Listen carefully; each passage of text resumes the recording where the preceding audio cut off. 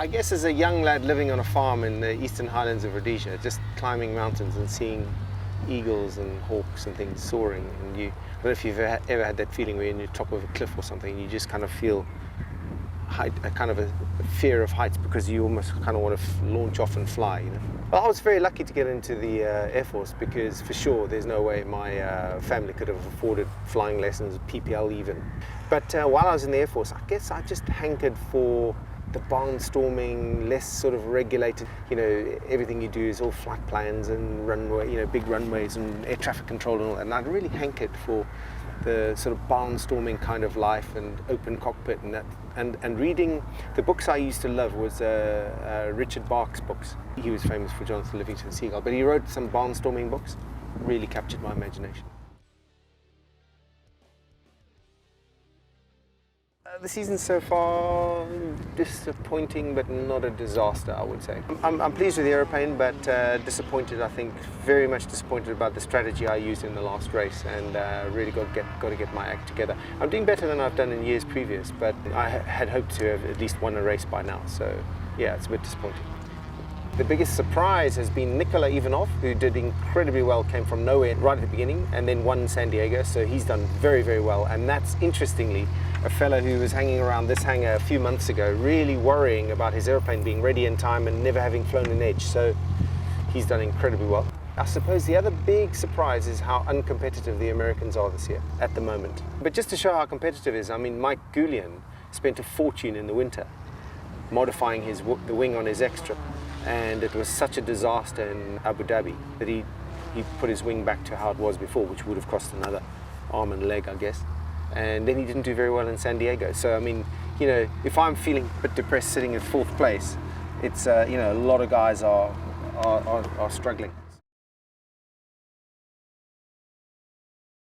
We've definitely got some mods planned, but, you know, as I've told other people, if I do tell you that, we then have to kill you. So, no, we've got some mods planned. We've one in particular which, you know, could be very significant, or, you know, like all of these things, you just don't know. You do all the science and the calculating and you think it's going to work, and then sometimes it does and sometimes it doesn't. But we've got a very expensive, quite big one to do, and hopefully we'll get that done certainly by mid-season anyway. I've found it quite fascinating, the development, because I thought the edges had pretty much reached the end of the road about 18 months, 2 years ago, and it continues to amaze me how every time we pitch up at the first race of the next season, they're just quicker. They're quicker. They've done more aerodynamic stuff, and it's a pretty basic aeroplane. So what I'm hoping is that is an indication of how much more we can get out of the MX. I think they're doing really, really well, actually. One in particular, Matt Hall, is doing exceptionally well. A very, very good pilot, but things are different nowadays because it's slightly easier to get into a competitive aeroplane now than it was before, because people really know what's required. The other three, from what I've seen, doing really good, solid, accurate flying, and they're just going to get faster and faster. And I think the one who's struggling the most now is the young Canadian, but I think he's not really struggling much through his ability, but more through his machine.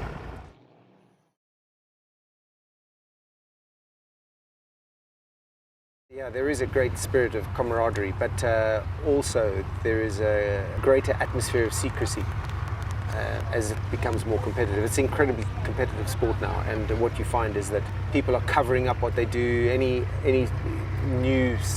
something new on the engine, they'll cover over the engine, and you won't see what people are doing now. But it hasn't lost the camaraderie. I think the big difference between aviation and motorsport, other motorsports, is that in aviation there's a certain camaraderie which is pretty difficult a bond which is quite difficult to break, really. Canada is I think the tracks they're all pretty similar now, really. I will have a different training strategy, using going back to basics. I was a bit too overly complicated in what I was trying to achieve in San Diego, and then we lost two of the 4 training sessions. So by the time I was playing catch up, it was already in qualifying, and I never quite caught up. So Canada, back to basics, and yeah, I hope to do really well there.